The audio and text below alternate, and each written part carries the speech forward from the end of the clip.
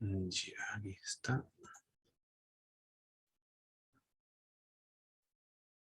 Vamos a dar recordar lo que vimos la última clase, la clase número 13.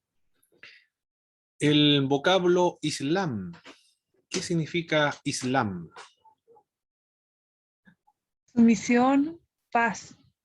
Sumisión, paz y obediencia. Muy bien. Es la paz que proviene de la sumisión. Ese es el significado, la idea principal del Islam. Sumisión. ¿Entre qué años nació Mahoma? En el 567 o algo así, por Correcto, muy ahí. bien. 567. O entre el 567 y el 572. Esa es la fecha, siglo sexto entonces, después de Jesucristo. ¿Cuál es la ciudad natal de Mahoma? Y la cual donde tienen que peregrinar todos los La musulmanes del Meca. mundo, una vez, por lo menos una vez en la vida, la ciudad de la Meca. Muy bien. ¿Qué tipo de cristianismo conoció Mahoma?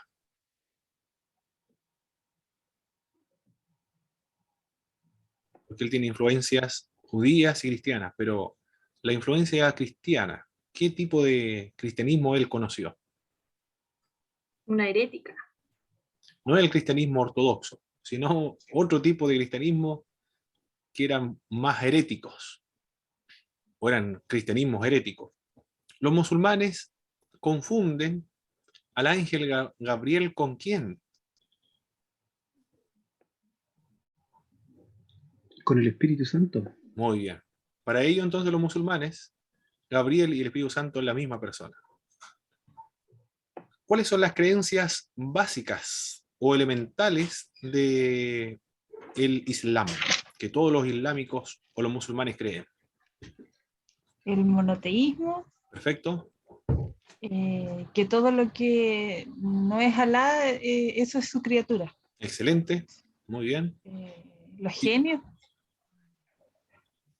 Bueno, eso sí, bueno, también, bueno, acá son las doctrinas fundamentales o más importantes, las básicas. El profetismo de El Mahoma. profetismo de Mahoma. Mahoma es su profeta. Y el libro enviado por Alá. Ese es el Corán. Es el Corán, muy bien. Estas escrituras son reveladas también. También creen en las escrituras reveladas antes de Mahoma, las escrituras judíos y también las escrituras cristianas, y el más allá de la muerte. Esas son las doctrinas esenciales. Monoteísmo, todo lo que no es Alá es su criatura. El profetismo de Mahoma, el libro enviado por Alá, el Corán, las escrituras reveladas antes que Mahoma, tanto judías como cristianas, y el más allá de la muerte. Respecto a la salvación, ¿cuál es la doctrina distintiva del Islam en torno a la salvación?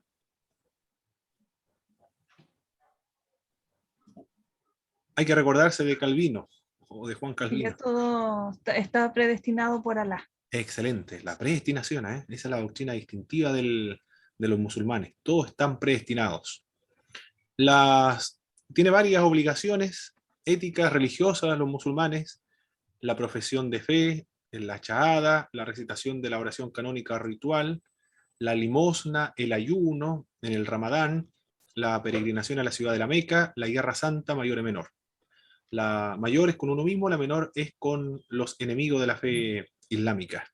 Eso fue lo que estuvimos observando entonces en la clase anterior acerca de esta importante creencia, o una importante de las religiones. Todos los que nacen musulmanes, nacen religiosos. Miren, parten de ahí ya con complicaciones para todas las religiones, porque ellos dicen, todos nacen musulmanes. Es un serio problema ese, ¿eh?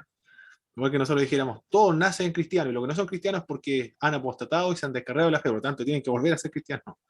Bueno, eso es lo que señalé yo, lo mismo que en religión, el concepto del Islam para los musulmanes. Uno de estos youtubers mexicanos que recorre el mundo, recorrió un templo, no, era una mezquita, debió haber sido los pueblos musulmanes del Medio Oriente, de Jerusalén, ahí fue. Y llegó el momento de la oración y él quiso observar qué es lo que estaba ocurriendo, y se le acercó una persona y le ayudó. Lo saludó muy amablemente y lo invitó a entrar y lo invitó también a llevar a cabo la ceremonia. Él fue su guía en ese momento. Se sintió, dice él, sintió una sensación muy agradable, una sensación de acogimiento, de amabilidad, de fraternidad, de integrarlo a un grupo, sin saber quién era él. Me gustó la sensación que él experimentó en su primer encuentro con un rito que era una de las oraciones de la tarde de los musulmanes. Pero él era no era un creyente, no era no sé si es cristiano o no, pero él, la sensación que le produjo fue de muy, muy agradable. Se sintió muy, muy acogido.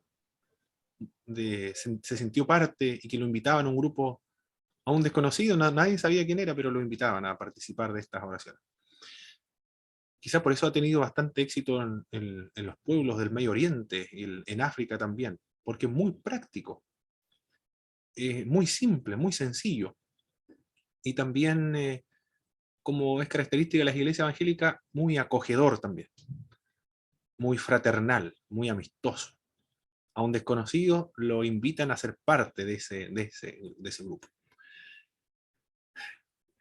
Ahora vamos a escuchar la disertación de nuestro, no sé si mi hermano Robinson estará preparado para dar la disertación. Mi hermano Robinson le corresponde la disertación hoy día. Sí, hermano. ¿Lo da enseguida? Sí. ¿Va a Sí, utilizar sí. alguna presentación o no? ¿Un PowerPoint? Sí, PowerPoint. Ah, ok, lo voy a entonces, le voy a dar va a ser anfitrión. Perfecto. Ahora usted es anfitrión. Entonces me voy a la presentación, ¿no? Sí, correcto, hermano Robinson. ¿Cuál es el tema que le corresponde ver? A ver, El voy a ver. Islam. Ah, el Islam de lo que estamos trabajando, ya. Sí. Hermano. ¿Se ve ahí o no? No. Voy a ver enseguida, está viendo la parte de la disertación. Todavía no, hermano Robinson. Ah, pero yo tengo, es que no sé cómo compartirla bien el Zoom.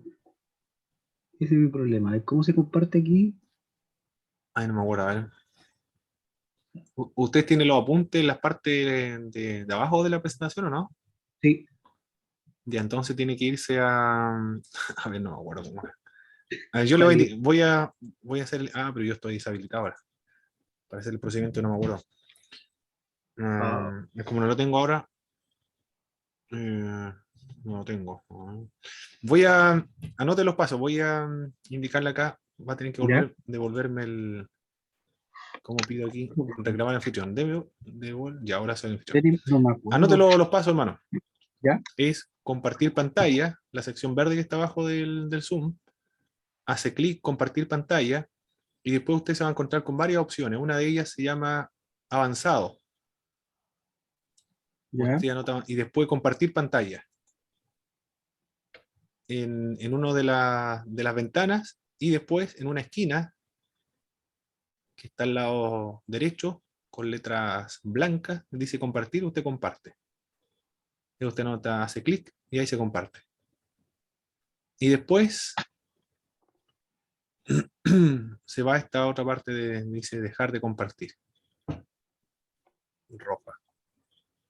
Es el procedimiento. El procedimiento es compartir pantalla, avanzado, la ventana que dice parte de la pantalla y compartir. Mm, oh,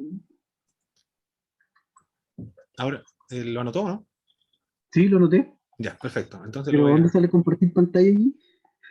Abajo de Zoom, Screen, no, ese no. Participante, chat, record, reacciones. a ver, yo voy a anotarlo por aquí. A ver, vamos a compartir. Ah, ¿Dónde está el Zoom? Aquí está el Zoom. No, lo veo. Ah, que no lo puedo ver aquí tampoco. ya, chuta. O va a tener que hacerlo así sin, sin compartir. Los apuntes lo tiene por ahí, ¿cierto? Sí, es que lo tenía en el PowerPoint. Tendría que irlo viendo en el PowerPoint. Sí, Ya, sí, correcto, así nomás. y lo voy diciendo. Ah, ok. Ya, hagámoslo así. Pucha, ¿no? Ya. Ahí está abriendo el PowerPoint. Qué lástima que lo vea yo nomás. Bueno. Bueno, me toca hablar acerca del Islam. Esta religión, una de las religiones que estamos estudiando es el Islam, que como ya habíamos dicho significa sumisión. Y al, su- y al- al hacer esta sumisión se encuentra la paz. Se inició en el siglo el siglo VII, y esta religión nació del judaísmo y del cristianismo. Hoy en día tiene alrededor de 1.300 millones. Esta cifra lo ha alcanzado dentro de los 1.300 años. 1.300 millones hoy en 1.300 años. Su Dios es el Alá, y su profeta es Mahoma, y su libro sagrado es el Corán. Si nos preguntamos cuáles son las prácticas y responsabilidades de los musulmanes, podemos enumerar de aquí 6. La primera de ellas es que confiesan que hay un Dios y que el profeta final, el profeta definitivo, es Mahoma. Otra de las prácticas es que se elevan oraciones 5 veces al día, y todas en dirección hacia la Meca, donde está ahí la Kaaba, la llamada Kaaba. ¿Ya? La tercera, hay un mes en que se observa ayuno, y este mes se llama en el mes de Ramadán. ¿Ya? El mes de Ramadán, hay un mes que se observa ayuno, y es otra de las prácticas. Otra de las responsabilidades también de cada musulmán es dar cierto porcentaje de ingreso, y las propiedades se ofrendan para la obra religiosa. La otra es que se realiza una vez en la vida, al menos, una peregrinación a la ciudad de la Meca, lugar donde nació Mahoma. Esto queda lo que es hoy en día Arabia Saudita. Y la número 6, los musulmanes son responsables, tienen una gran responsabilidad de ser buenos voceros de su fe. Ahora, con respecto a Alá y los profetas, para los musulmanes o para la religión del Islam, Alá es su Dios, es el Dios musulmán. Alá es un Dios personal, y es él quien le reveló la Torá a Moisés y el Evangelio a Jesucristo.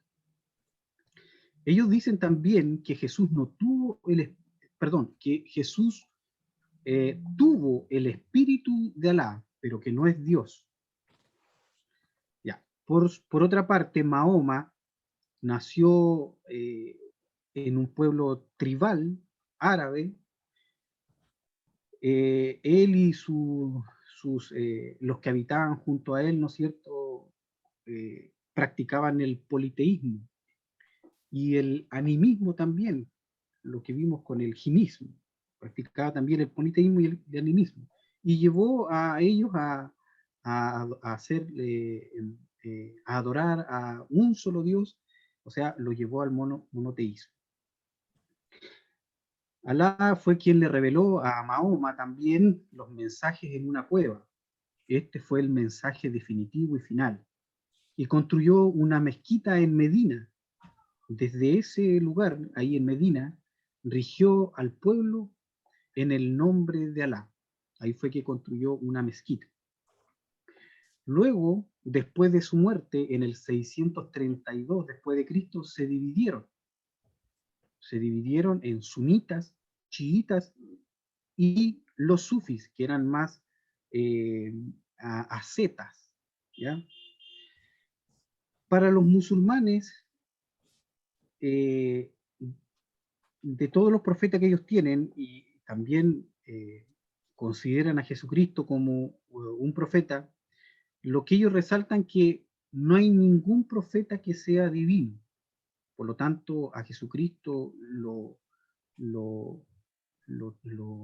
le dicen que solamente fue y que fue un gran maestro, pero que sea divino, no.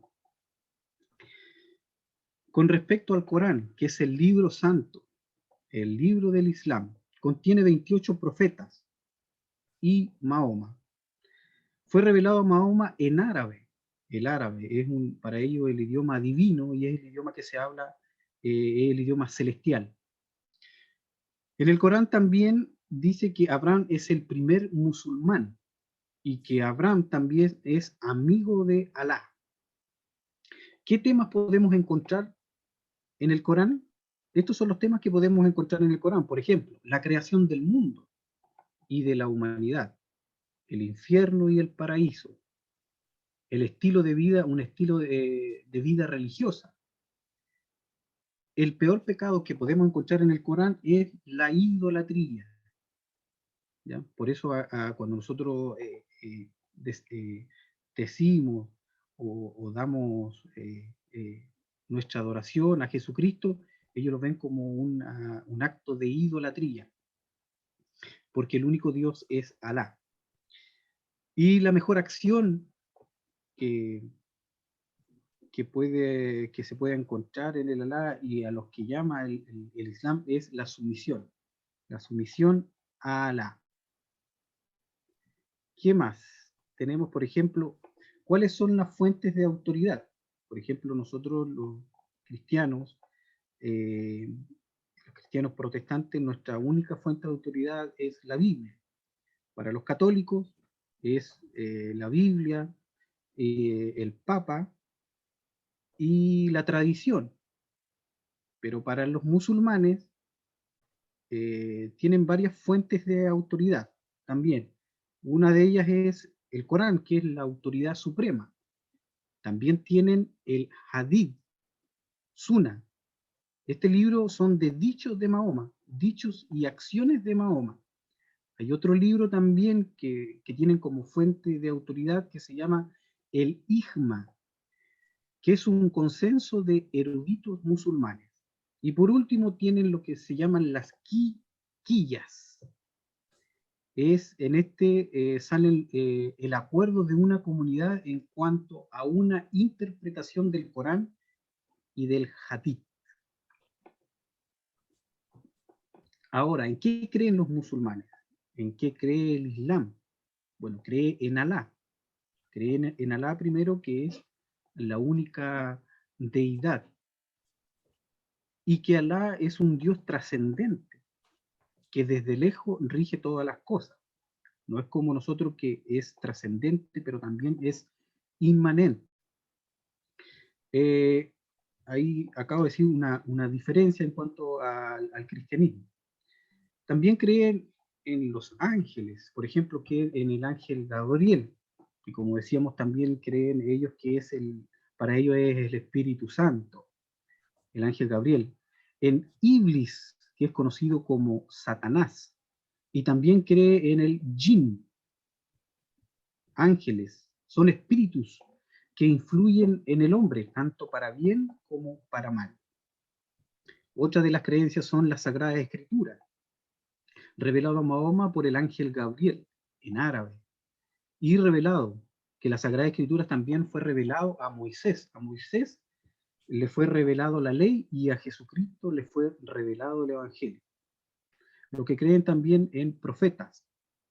Ellos dicen que todos son hombres, todos los profetas del Antiguo Testamento, pero que ninguno es divino, y del Nuevo Testamento también, como es Jesucristo. Y también con respecto a las creencias, creen en las últimas cosas. La escatología del musulmán, del Islam. Creen que hay una resurrección, creen también en el juicio, de que hay recompensa y castigo. Y que finalmente cada persona o cada alma, sus hechos, sus obras se van a poner en una balanza y de ahí van a decidir si van a juicio o a recompensa o a castigo.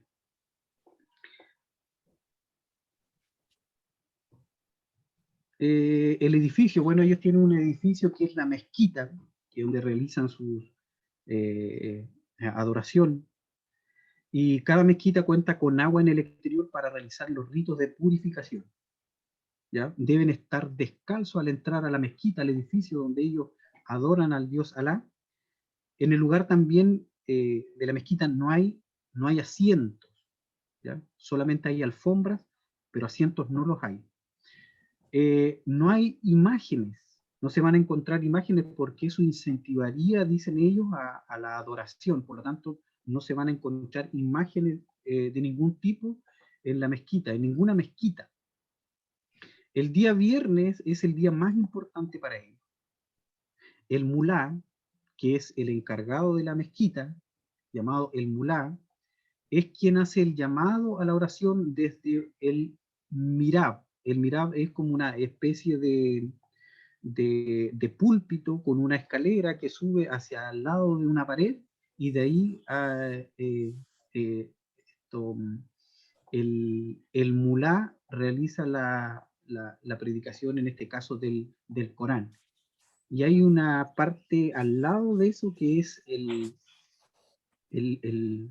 como una hendidura, un sacado de la pared donde el mulá también hace el llamado a la oración, lo que decían.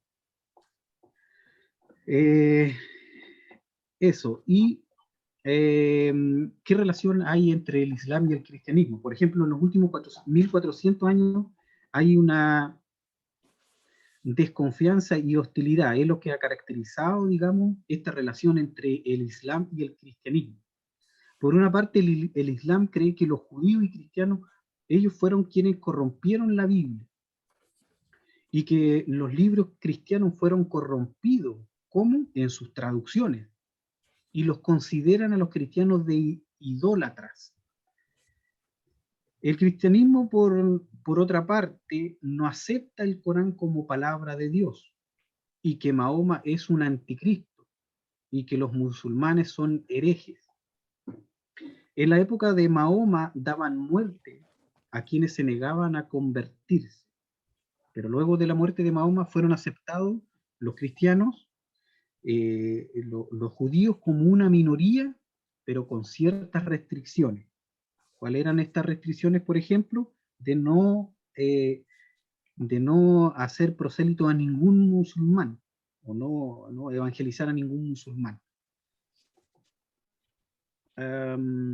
Y por último, ya esta es la última diapositiva, en los últimos 400 años de historia, esta relación entre el cristianismo y la religión del Islam, Martín Lutero, por ejemplo, él consideró que el Corán lo consideró como vil y vergonzoso, y a Mahoma como un destructor de Jesucristo y de su reino.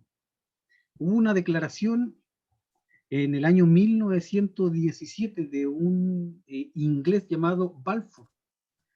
Él garantizó, en ese tiempo era quien predominaba la región donde hoy está la Tierra Santa, él garantizó una nación para los judíos. Eso se hizo realidad en el año 1948. Y eso significó que la autoridad sobre la mezquita en Jerusalén. Por otra parte, y en estos últimos 400 años también, Henry Martyn en el siglo XIX tradujo el Nuevo Testamento al indostaní, persa y arábigo. Samuel Wemer era un gran misionero que fue llamado el apóstol del Islam. Y para concluir, ¿no es cierto?, la hostilidad y la desconfianza, como había dicho de principio, ha marcado la historia entre estas dos religiones, que compiten por los corazones y las mentes. Para el futuro, dice por último el autor, dice que para el futuro tal vez puedan llegar a un acuerdo o puedan entenderse más estas religiones con una relación personal, y esto puede hacer que mejore esta relación. Esto es con respecto al Islam, hermanos y todos. Esto sería. Perfecto, hermano Robinson. ¿Cuáles son las debilidades, fortalezas que encontró en el libro? ¿Con qué punto está de acuerdo, un desacuerdo? ¿Y de qué manera le contribuye a su ministerio? Lo que el autor dice en su libro. Bueno, hermano, yo no había leído eh, un libro que hable acerca de la religión del Islam. Por lo tanto, la mayor parte de lo que leí me sirvió mucho para conocer un poco más el conflicto que hay en el Medio Oriente también, cuáles son las raíces. Por lo tanto, mucha crítica no, no podría decirle o con qué estoy de acuerdo.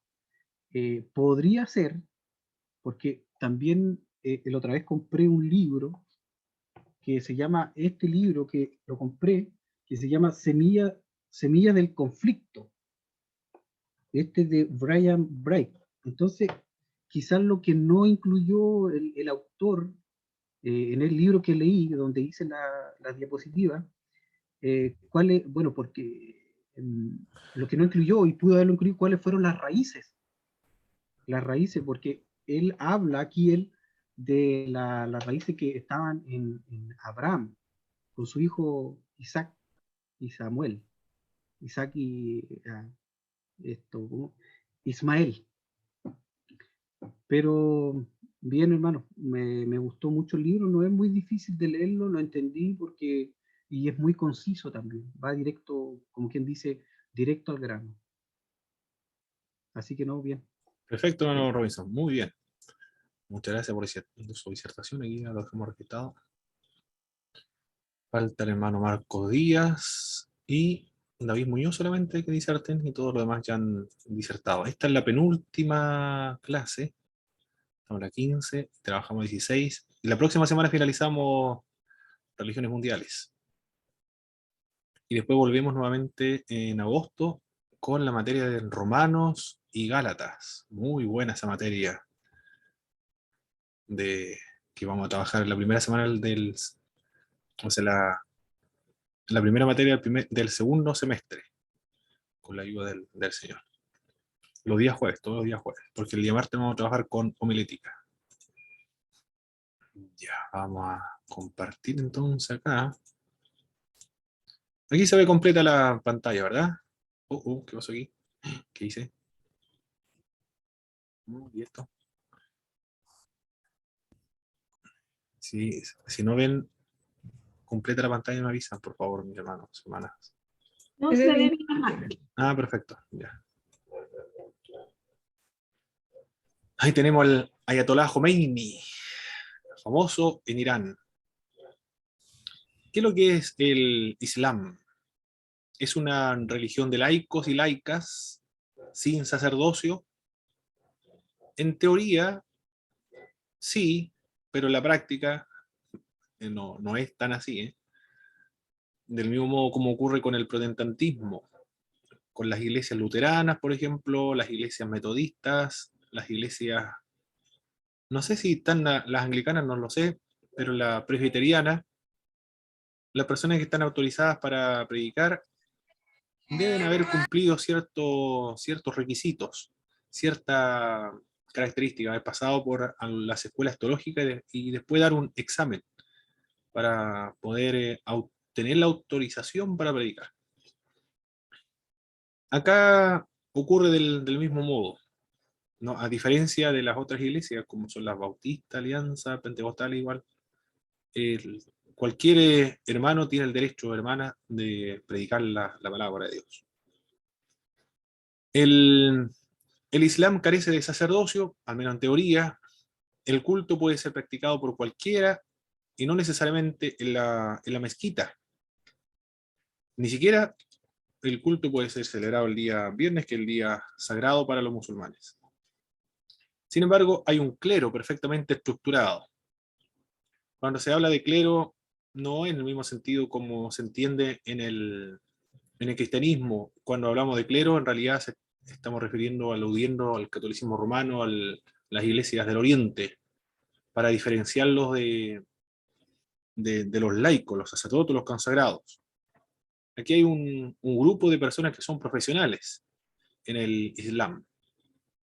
Está muy bien estructurado. Por ejemplo, en el chiismo, los aspirantes estudian en algún centro de formación específica. Hay 3 en Irán, los de Teherán, los Meshed y Qom, son centros de formación teológica para los musulmanes. Tienen formación teológica.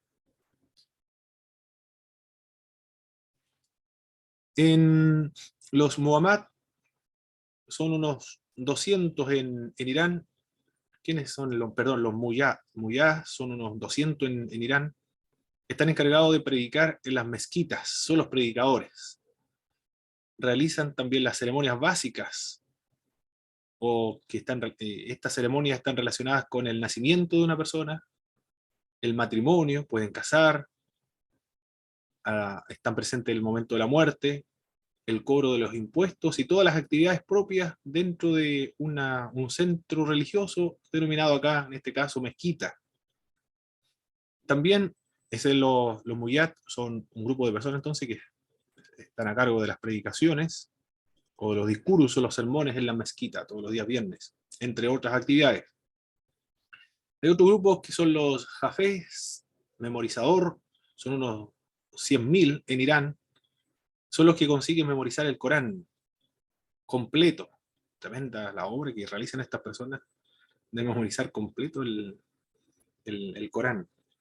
También están los Jojat, juzgan cuestiones políticas y también religiosas, la de justicia, los pleitos, los delitos, entre otros.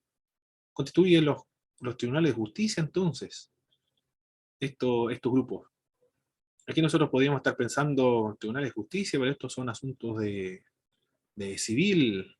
En el mundo musulmán no existe esta dicotomía, esta diferencia, o esta separación entre lo civil y lo religioso. Todo está relacionado con la religión. Son pueblos del Medio Oriente, y los del Oriente, y del Extremo Oriente. Por lo tanto, no existe esa separación, como ocurre con los occidentales. Los del Extremo Oriente son los pueblos prehispánicos de América. Tiene la misma cosmovisión. Todo está relacionado con la espiritualidad. No hay ninguna actividad sin que se realice estando presente ese elemento espiritual. Acá ocurre del mismo modo. También están los Mohtadé, son los Ojat, que logran tener un certificado para poder, un certificado de los estudios, de las escuelas, de los estudios teológicos, las escuelas teológicas. Y los ayatolá, o la cúpula de la pirámide de la jerarquía, los ayatolá, se encuentra en la pirámide, surgen de los muhtadé, es decir, aquellos que ya son profesionales, que tienen un certificado, o que se han graduado de las escuelas de teologías musulmanas. Esa es la estructura del clero, la estructura de la organización, empleando nuestros términos eclesiásticos, acá son la organización religiosa. Está muy, muy bien estructurado. Hay formas también para ir ascendiendo. Los ayatolás son los que están en la pirámide y tienen que haber pasado por los pasos previos. Tienen que ser graduados también. No son cualquier persona, son personas que tienen la información acabada, heredada de toda la tradición de los 1000 años de existencia, en todas las tradiciones y documentos antiguos de la enseñanza islámica. Ahí tenemos la Ayatollah Khomeini, es la autoridad política, religiosa en su momento en Irán. Dentro de los islámicos están, como ocurre con el cristianismo, y también, principalmente con el cristianismo, están los ortodoxos. Cuando hablamos del cristianismo, no hablo de doctrina, no de confesiones. La doctrina ortodoxa y la heterodoxa. Y herejías. Acá en el islamismo ocurre del mismo modo. También está la ortodoxia, la enseñanza correcta, tradicional, la clásica, frente a la heterodoxia, doctrinas nuevas. La ortodoxia islámica está representada por los sunistas, o los suníes, o los sunitas, sunismos, suníes o sunitas. La ortodoxia islámica se reduce a un núcleo de creencias. y también de práctica. Son creencias y prácticas, entonces, que están contenidas en el Corán y en la tradición también. Por eso son tradicionalistas. Y los ortodoxos siempre están relacionados con la tradición. Acá también con los musulmanes ocurre del mismo modo. El Corán, la tradición, que esta tradición que ha sido formulada desde el siglo IX después de Jesucristo. En puntos concretos, por las 4 escuelas de jurisprudencia conocidas como ortodoxas. Dentro de los suníes hay varias agrupaciones. Está la Malaki, que está vigente en España, islámica. La Hanafita, la más amplia y tolerante, base de jurisprudencia turca. La Jafita, que está vigente en Egipto. La Hanbalí, la más rigorista, vigente en nuestros días. Lo que están en Egipto, la Jafita, de tendencia armonizadora en la interpretación con la circunstancia y también con los casos. Eso es respecto a esta rama de los suníes. Es la primera, la más tradicional, la más clásica y la que representa la ortodoxia. También están los grupos de la heterodoxia. Hay varios grupos dentro de esta rama. En cuanto a tema doctrinal, están los carajíes o secesionistas. Los secesionistas son los que, por considerarlo demasiado débil, se apartaron de Alí, califa tras el asesinato de Othman en el año 656, el tercer sucesor de Mahoma. Alí entonces era un sucesor de Mahoma, y por sus características personales, su incompetencia en cuanto al gobierno, dijeron: esta persona no cumple con los requisitos básicos fundamentales para poder gobernarnos o dirigir el Islam.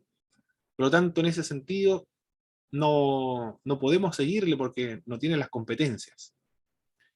Defraudados por la ineficiencia de Alí, que era primo y yerno al mismo tiempo de Mahoma, insisten en que para nombrar al califa, que es el príncipe musulmán, que como sucesor de Mahoma ejercía la suprema potestad civil y religiosa en todo el imperio musulmán, era un emperador entonces, deben tenerse en cuenta las cualidades éticas y de gobierno, y Alí no tiene esta característica ética ni de gobierno. No los orígenes de su condición o descendencia del profeta. Alí estaba emparentado, era primo de Mahoma, venía de la descendencia sanguínea de Mahoma. Los carajíes o los secesionistas indicaron que para nombrar un sucesor tiene que tener características éticas y también de gobierno, y él no las tiene. Por lo tanto, se negaron a someterse bajo su autoridad. La teología considera a los demás musulmanes casi como infieles en su teología. También, aparte de los secesionistas o los carajíes, están los chiíes o los chiitas. Su denominación se deriva del árabe chía, de Alí, primo de Mahoma, que estaba casado con su hija Fátima. Los sunitas son la rama más numerosa, en todas partes del mundo son la agrupación representativa. Los chiitas son la rama minoría dentro de los musulmanes. Representan el 10% total de los musulmanes, frente a un 90% de la población musulmana que está en la otra parte del mundo. Pero en Irán son mayoría. Corresponde al 97% de la población chiita se encuentra en Irán. Y también están en Irak, y representa esta rama de los chiíes o chiitas en Irak el 60%. A lo creído por la gran mayoría de los musulmanes, los suníes, que son los tradicionalistas, o los ortodoxos, o que recorren la suna. Los chiíes añaden el inmanato o creencia en que Alá escoge al imán. Los chiitas creen lo mismo que los suníes. La diferencia es que estos otros grupos, en cuanto al gobierno, han cambiado su postura. Los chiíes añaden el inmanato creencia de que Alá escoge al imán, por ejemplo, a Jomeini, que es informado por Mahoma como este lo fue por Alá. Solo descendientes de musulmanes que consideran el inmanato como institución divina, transmitido por generación a generación, o sea, perteneciente en exclusiva a los vinculados con Mahoma, por la sangre, y concreto a los que son descendientes de Ali. Por eso se le denominan los chiíes, los chiitas. Tiene que descender el gobernador, el imán, de la línea sanguínea de Mahoma. Estas son la creencia de los chiitas, a diferencia de los suníes. Los ismaelitas, según los chiitas, el jefe supremo religioso es el imán. Es la autoridad religiosa de los musulmanes, un descendiente directo de Ali. Tras la muerte del sexto imán, le sucedió su hijo Ismail, pero como murió prematuramente, una parte de los chiíes siguió a su hijo, Muhammad Ismail, al que proclamaron séptimo imán. Otros se adhirieron a su hermano Ismail. Esos son los ismailitas, los seguidores de Ismail. Como ocurre con todas las religiones que hemos venido viendo hasta ahora, ocurre también o sucede con el Islam, las divisiones, o el problema siempre de las divisiones dentro de los grupos religiosos, cuando transcurre el tiempo.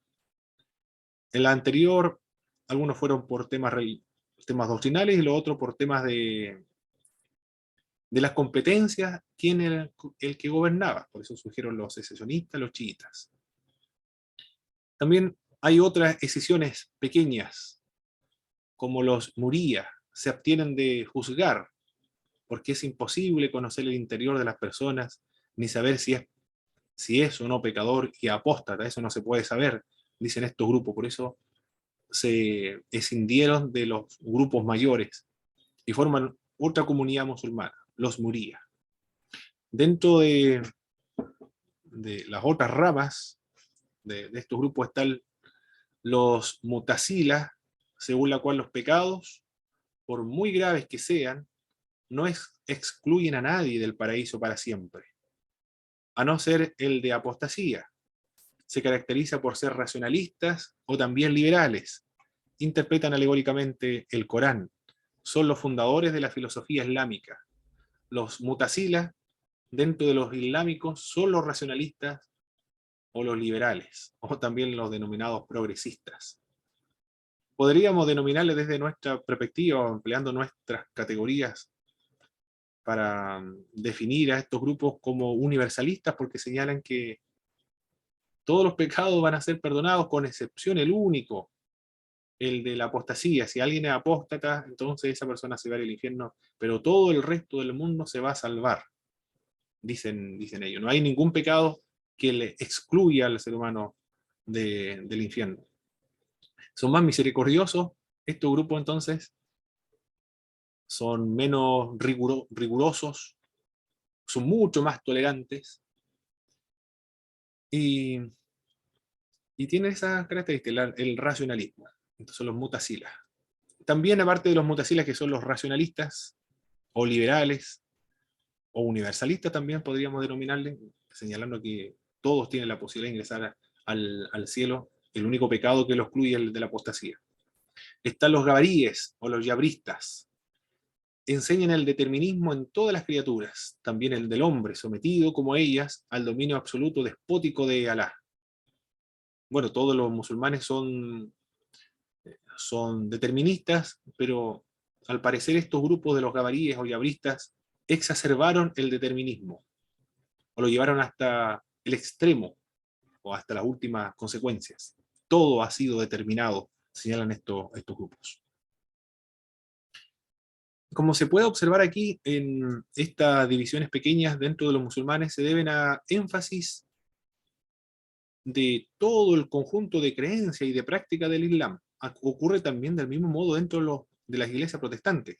Si hay grupos que se separan de alguna denominación para crear otra nueva, o también de ministerios, se deben a causas políticas, es decir, de gobierno, de administrativas, también algunas causas de énfasis doctrinales, como por ejemplo el protestantismo, volver a la Biblia para formar el dogma y eliminar todo lo que no esté relacionado con la Biblia.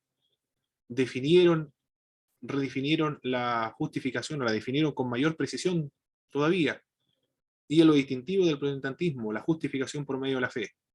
Después surgen la énfasis en las doctrinas del nuevo nacimiento, como fue el primer gran despertar, y lo que predicó también George Whitefield, y la santificación en el caso de John Wesley, en la misma época de Whitefield, en los primeros despertamientos en Inglaterra y el otro en los Estados Unidos.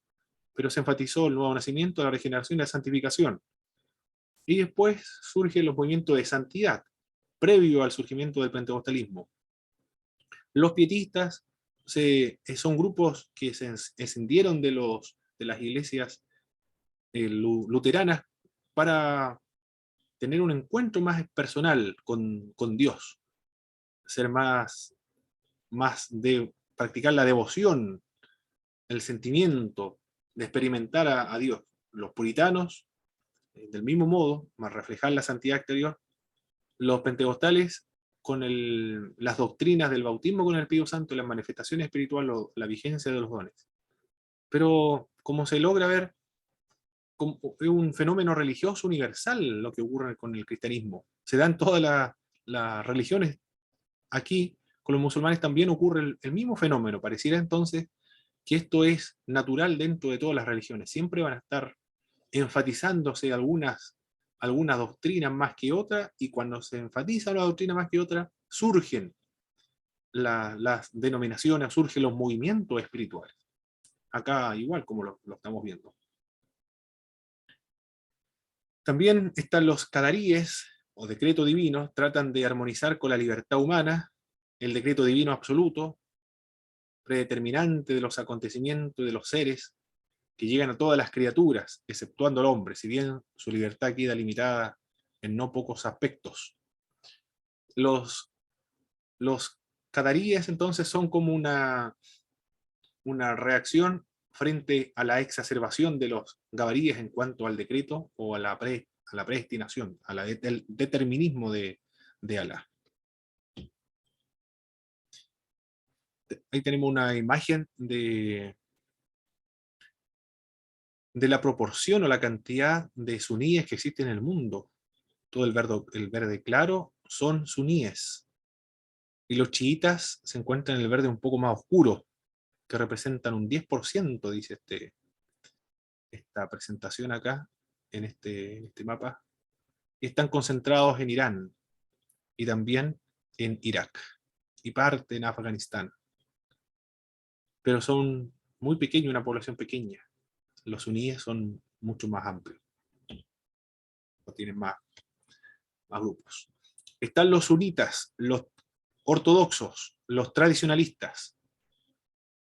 Están los heterodoxos. También dentro de los heterodoxos hay muchos grupos heterodoxos. Y dentro de los musulmanes hay un grupo que son místicos, como ocurre con el hinduismo, ocurre con el cristianismo y con el islam. La necesidad de lo místico. Dentro del protestantismo estuvieron grupos del misticismo. El pentecostalismo también sé que tiene esa característica del misticismo. Acá dentro de los musulmanes está esa necesidad de lo místico, de la experiencia, de la intensidad, de la profundización de la experiencia con Dios. Y ellos son los sufíes o los sufistas, sufismo. La palabra sufí al parecer deriva del árabe lana, los sufíes se llamarían así por vestir un sayal de burda lana, hábito de la seta tradicional entre los musulmanes. Parece ser uno de los influjos de los monjes cristianos que tanto impresionó a Mahoma cuando tuvo acceso a conocer a los cristianos del desierto, que eran monjes. A los sufíes que no se van al desierto a vivir en celdas excavadas en las rocas, se le llama los derviches, que viven en las ciudades como todo el resto del mundo. Hay elementos propios del cristianismo entonces del Oriente, de los ascetas y místicos. Bueno, los ascetas siempre están relacionados como tienen más tiempo para la devoción, la contemplación, el estudio bíblico, el ejercicio de las disciplinas espirituales. Tienen la oportunidad de alcanzar estos estados místicos.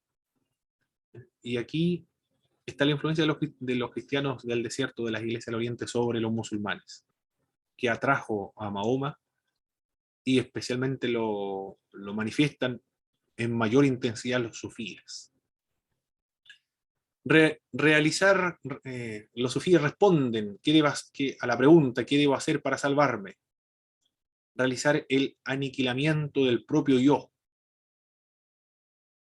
De eso hablan estos grupos. Son una especie de son muy parecidos al panteísmo, es como la unidad o el punto, ellos le hablan el estar en el punto medio, es el término que aplican los sufíes, pero también lo aplican los ascetas y los místicos que son cristianos, estar en el punto medio, estar en el equilibrio, estar en armonía con Dios y con el universo.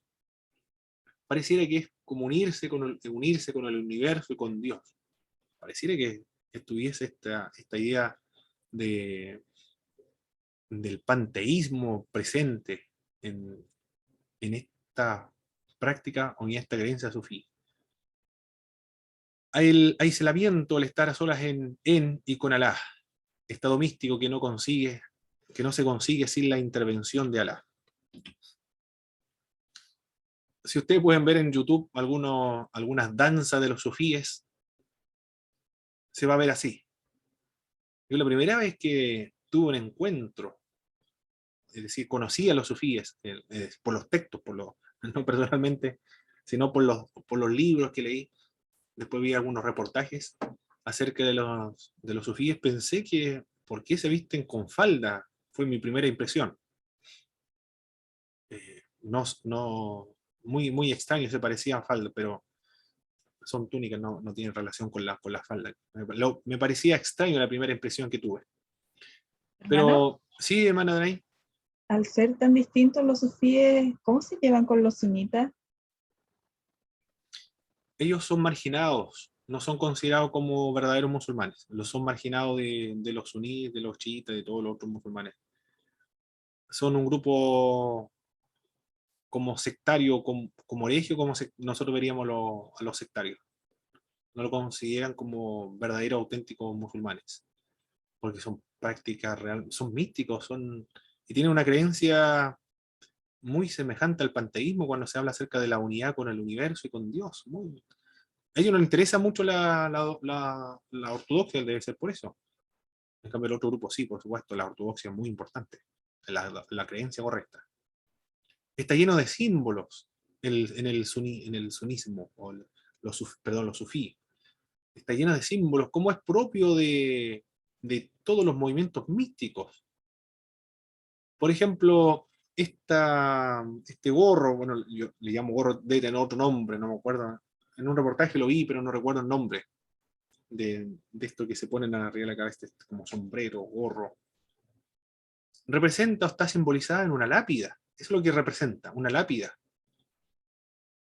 Y el traje blanco del cual ellos llevan representa la mortaja. Todo eso es un símbolo. Y la persona debe considerarse como muerta, debe morir. Esa es la idea. Está muerto para el mundo, pero vivo para Alá. Y esta especie como una falda gigante, está representando el movimiento de las constelaciones del mundo, el movimiento de los astros. Imita esta danza sufí, imita al movimiento de los astros. Eso es lo que están imitando. Del mismo modo como se mueven los astros, los planetas, la luna, el planeta Tierra. Así también ellos están danzando. Quieren imitar para entrar en esa armonía cósmica, en esa armonía de estos movimientos con Dios. Tienes un estado muy...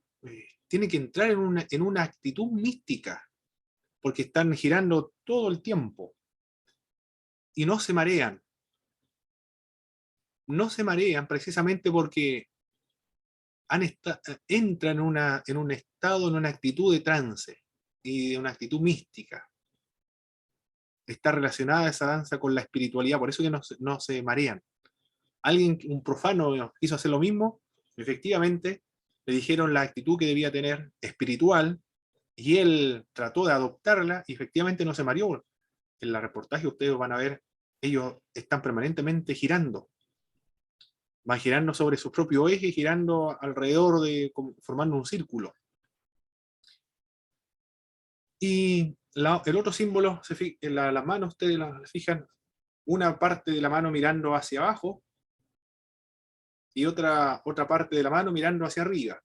Es decir, una está mirando hacia Dios, como una especie de agradecimiento, invocando, tratando de contactarse con Dios, y la otra mano está mirando hacia la tierra, la palma de la mano, la otra palma de la mano está mirando hacia la tierra. Es como indicar que está tratando de conectarse en la tierra con Dios. Y todo esta danza, que duran varios minutos, tratan de entrar con la música, porque aquí está presente la música también, de entrar en este estado de misticismo.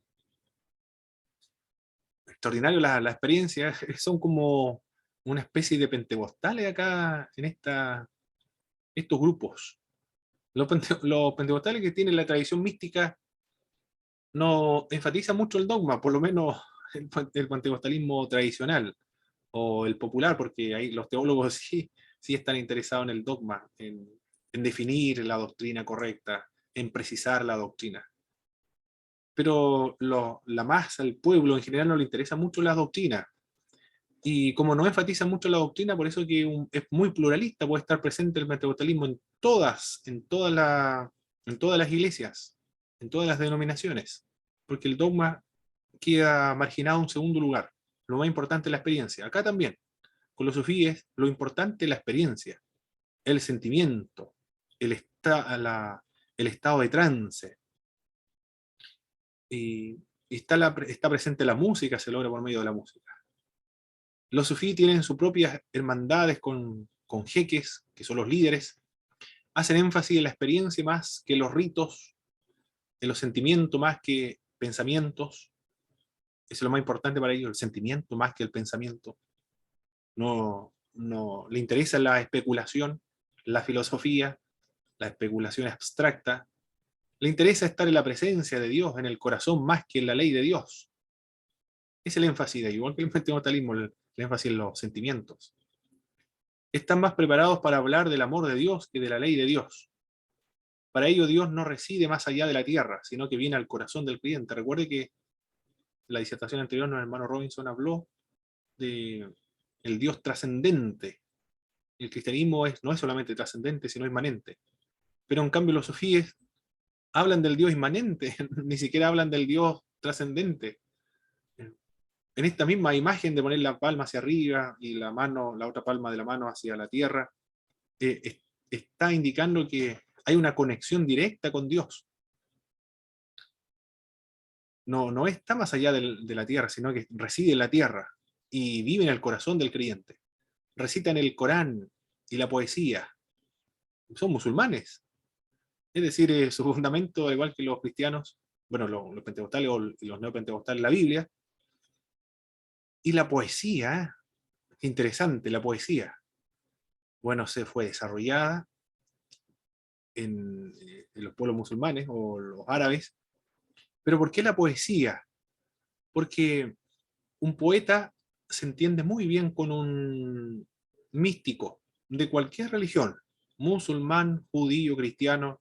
El misticismo trasciende todas las fronteras. Pues, cultura prehispánica, de los pueblos prehispánicos, los incas, mapuches, y de todos los pueblos prehispánicos y en todas las culturas de la tierra, lo místico, ahí está ese elemento del misticismo. Y los poetas se entienden muy bien con todos los místicos, porque la poesía trata de conectarse, o son expresiones espirituales, lo más profundo del alma lo expresa en palabras. Es decir, las palabras trata de los sentimientos expresados en palabras. Los buenos poetas dicen que han llegado al estado de ser místico, han llegado al estado de ser la experiencia estática, dicen ellos. Y en esa actitud o en esa experiencia han logrado componer sus poesías. Por eso que se llevan muy bien y por eso que leen la poesía estos grupos. Tocan instrumentos musicales, porque esos instrumentos musicales le ayudan a entrar en trance. Bueno, todos los instrumentos musicales en los cultos de nuestras iglesias, cuando cantan una cadena de coros, ahora hace tiempo yo no veo una cadena de coros larga, extensa, que se demora una media hora más o menos. Ahora los coros, 3 coros y ya finalizó, y después vienen las oportunidades. Pero yo recuerdo que hace un tiempo atrás en las iglesias, una cadena de coros eran largos. Mientras más duraba era mucho mejor, porque a medida que se alargaban los coros, se cantaban nuevos coros, los hermanos cerraban los ojos y comenzaban a meditar, a reflexionar en los coros, a experimentar las sensaciones espirituales, y que se expresaba en reacciones físicas del cuerpo. Comenzaba el cuerpo a emocionarse, todo el ser comenzaba a entrar en un estado de místico, y por eso danzaban, hablaban lengua, profetizaban, se gozaban los hermanos cuando habían cadenas de coros altas. Los himnos ahora, cuando se cantan los himnos, cuando comienzan los hermanos a cerrar los ojos, a tratar de conectarse con el Espíritu de Dios, la denominan a sentir el Espíritu Santo, y comienzan a expresarlo con gloria a Dios o aleluya, comienzan a extender los himnos, a cantarlo, a repetirlo, 1, 2, 3 veces, o una estrofa, porque la música, eso es lo que precisamente proporciona ayuda para conectarse con la espiritualidad. En las machis, cuando entra en trance también el cultrún es como un tambor, cultrún se le denomina, no es tambor, es un cultrún, pero comienza a tocar, y el toque es el sonido del sonido del corazón, es el sonido, y el choiquepurrún va imitando el corazón cuando está mucho más acelerado, pero ese sonido le ayuda a la machi a entrar en trance. La música, en todas las expresiones místicas, está presente, se requiere para estar en este estado de éxtasis. Y durante la expansión del Islam, los sufíes estuvieron a la vanguardia del movimiento misionero. Es obvio, es como entendible quiénes son los máximos evangelistas, quiénes son los que van a evangelizar en las calles, en los buses, en los bares, las cantinas, que están desesperados, que están desbordados por presentar el mensaje del evangelio. Aquellas personas que han tenido la experiencia hablando del cristianismo, han tenido esa experiencia profunda, intensa, desbordante con el Espíritu de Dios, y quieren compartir esa experiencia tan grande que tienen en el alma, lo quieren compartir con el resto. Los sufíes también, porque es parte de la tradición mística. Ellos fueron los que tuvieron la vanguardia en los movimientos misioneros musulmanes. Querían ellos que la gente experimentara lo mismo que ellos experimentaban. Estos son los sufíes, entonces. Quiero ver la hora, que no me pasa. Ahí está. El islamismo es la religión de todos los hombres y de todo hombre. Todo hombre nace musulmán, porque Islam es sinónimo de religión. Aquí entramos todos en problemas, todas las religiones comenzamos con problemas porque en la única religión dice que todos nacen musulmanes. Es decir, y si ahora usted es cristiano, budista, hinduista, judío, es porque usted es un apóstata, tiene que volver a sus raíces, es decir, ser musulmán otra vez, como nació. Es un problema esto para todas las religiones, la expresión, la declaración de que todo hombre es un musulmán. Pero el sinónimo religioso quiere decir religioso. El hombre religioso es islámico. Musulmán se llama así o no. El Islam es universal. La otra característica del Islam es universal. Pues todo hombre es religioso, es islámico. El que no se llame musulmán ni cree serlo, sino judío, cristiano, politeísta, pagano, ha caído en la apostasía, con todas sus consecuencias. Noé, Abraham, su descendiente, los apóstoles de Jesús, son verdaderos musulmanes. La humanidad entera, originariamente musulmana, volverá a serlo cuando retorne Jesucristo a la tierra para vencer al maligno. En una oportunidad escuché en Televisión Nacional, en la noticia de Televisión Nacional para las Torres Gemelas, parece cuando el 11 de septiembre del 2001, 2011 fue, 2001 creo. Invitaron a un musulmán para que explicara acerca de la fe. Y él habló, recuerdo, de la segunda venida de Jesucristo. Y yo, ¿qué querrá decir con esto de la segunda venida de Cristo? Ahí averigué de qué se trataba. Ellos esperan la segunda venida de Jesucristo. Y Cristo, cuando vuelva, practicará el Islam, dicen ellos, en sintonía con Mahoma durante 40 años. Entonces todos serán musulmanes. Del igual que los cristianos, los musulmanes igual esperan a Jesús. Claro que para ellos Jesús no es Dios, es un hombre solamente. No murió, sino que se desmayó y ascendió al cielo. Y va a volver, va a guardar por 40 años la enseñanza islámica y luego todos serán musulmanes. Los que no se reconocen como musulmanes han cometido el pecado de la apostasía. Es decir, nosotros como somos cristianos, no somos musulmanes, para ellos nosotros somos apóstatas. Muy sencilla, muy concreta. Esto es lo interesante de esta religión. No es gris o gris pálido, sino es blanco o negro. Si no es islámico, es ni siquiera como un objeto de proselitismo o llamado a la conversión, o ni siquiera un estado de inocencia, porque no sabe nada del Islam, sino que es apóstata, nada más dicen ellos. Además de a todos los hombres, el Islam comprende a todo el hombre. A esto se le llama la Sharia, todo hombre. La fe islámica es algo privado, personal, sí, es privado, es personal, pero no termina en el individuo ni tampoco termina en la familia. Bueno, el cristianismo tampoco es así, aunque acá en el occidente pretenden los incrédulos, que son los secularistas, los laicistas, pretenden que la fe cristiana sea individual y privada, marginada al interior del hogar y la familia, y no que sea pública. Eso es lo que nos han querido hacer pensar, que debería ser el cristianismo así. Es decir, ¿cómo debe ser el cristianismo? Como los secularistas, los laicistas, los incrédulos, definen lo que debe ser un cristianismo, y no nosotros definirnos a nosotros mismos quiénes somos y cómo debemos practicar nuestra fe. Los islámicos se insertan necesariamente en el entramado público, político-cultural.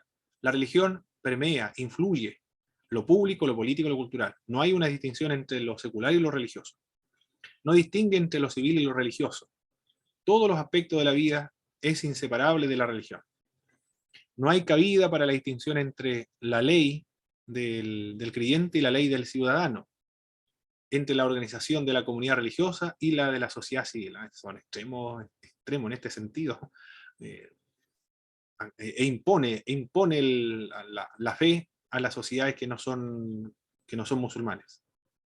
Bueno, ahí no está la característica nuestra. Nosotros no es por medio de la imposición, la fuerza, sino por medio de la persuasión. Por eso que nos sentimos muy cómodos nosotros en un estado laico, porque hay mucha fe, muchas creencias, muchas expresiones. Las personas se pueden cambiar de religión si desean, porque creemos en la libertad, en el libre albedrío. Se le da la posibilidad a personas que abandonen el cristianismo y que se vuelva al cristianismo si desea. Se puede cambiar dentro de la denominación cristiana, nadie le va a decir absolutamente nada. La única forma que nosotros tenemos los cristianos para evangelizar es la fuerza de la persuasión. Consagrado el creyente con oración, con el estudio de la palabra, con la sinceridad del cuidado del alma de la otra persona, de la preocupación del alma de la otra persona. Pero nada más. Acá vemos que el Islam lo impone. No está cómodo en un estado laico. Esa es la característica de estos grupos.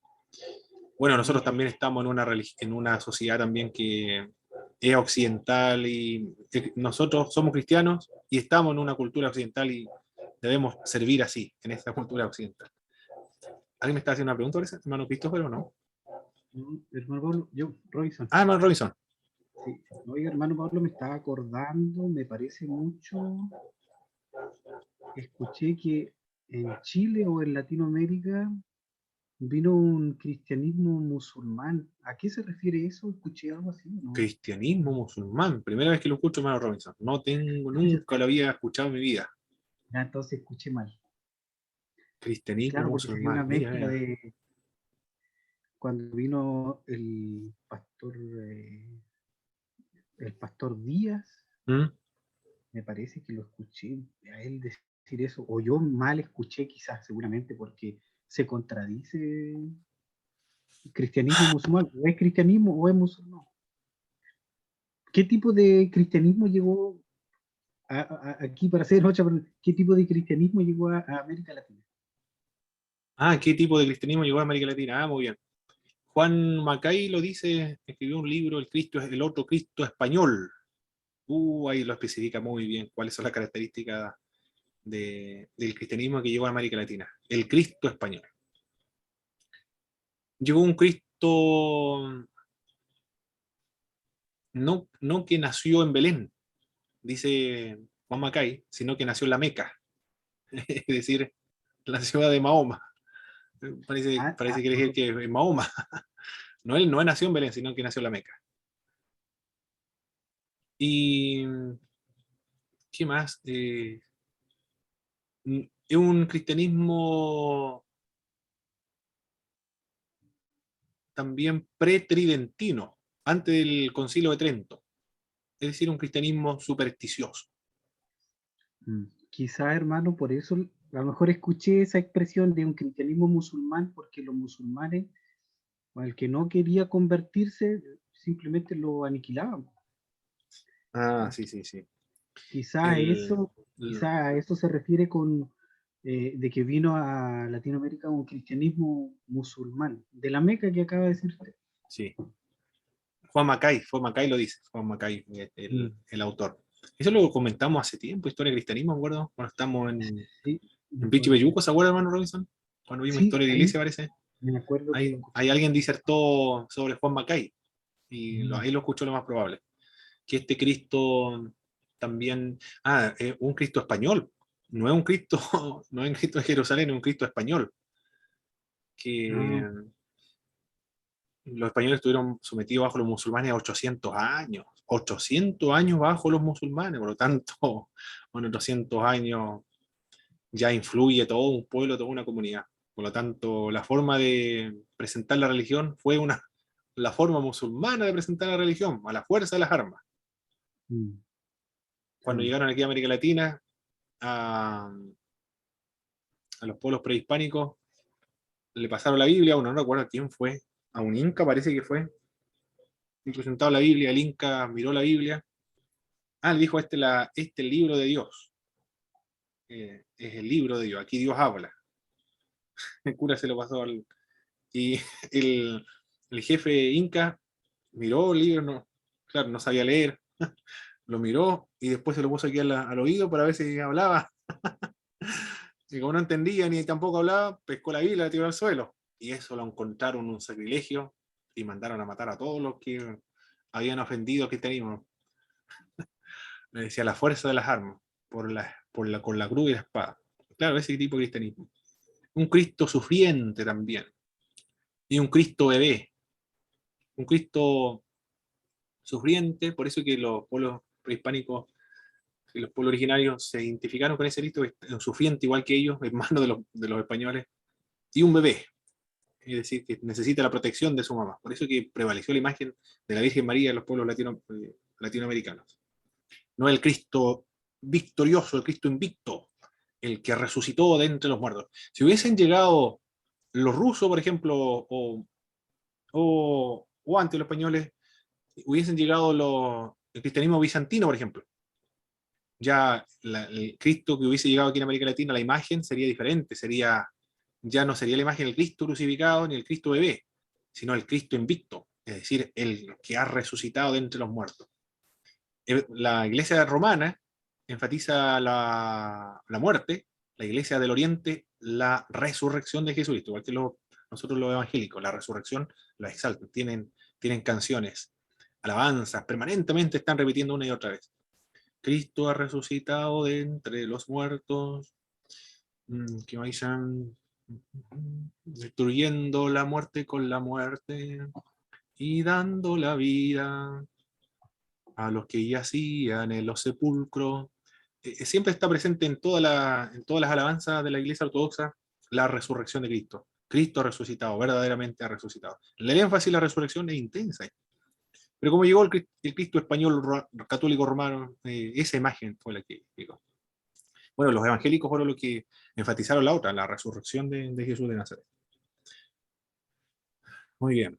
¿Qué más? Es una religión holística.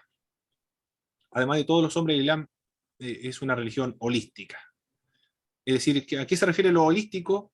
Cada aspecto del ser humano, político, psicológico, intelectual, cultural, nacional, económico, todas las áreas del ser humano están interconectadas entre sí. No se puede separar lo familiar de lo político, no se puede separar lo religioso de la política, o de la economía, de la cultura, del arte, ni de la educación. Todo está estrechamente relacionado con la parte de la espiritualidad. A eso se refiere lo holístico. Por eso en los colegios se requiere la religión, porque el ser humano es integral. No se puede educar el intelecto nada más. Tiene que el intelecto, las emociones, la voluntad, la formación religiosa, debe estar presente en todos los colegios. Si no hay religión, porque en el occidente, municipales, por ejemplo, es porque se divide esta idea de la religión separado de lo público.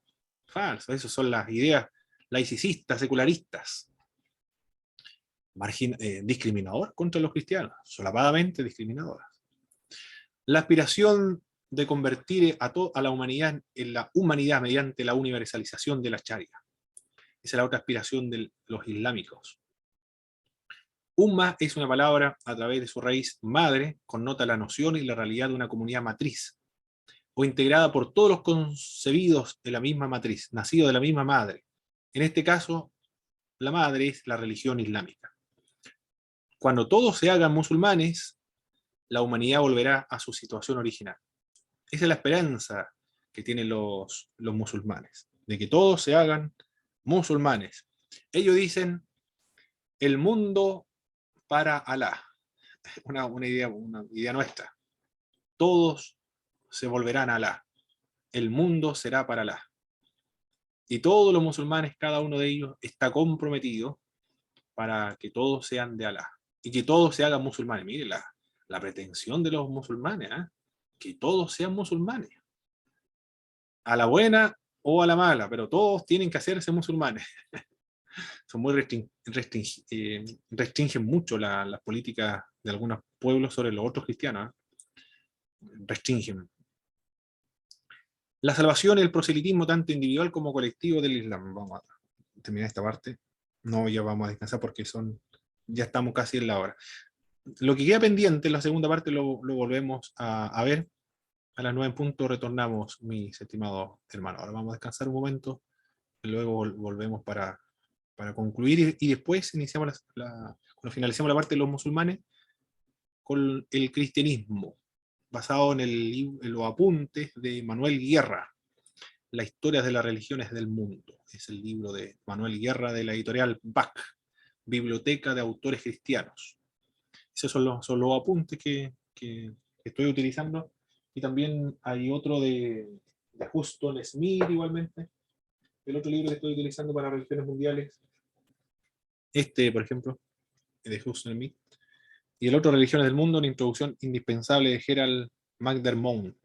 Este es el otro libro que estoy utilizando para hacer las presentaciones, los apuntes personales. Ahí está. Si alguien quiere comprarlo. Son interesantes analizar las religiones del mundo.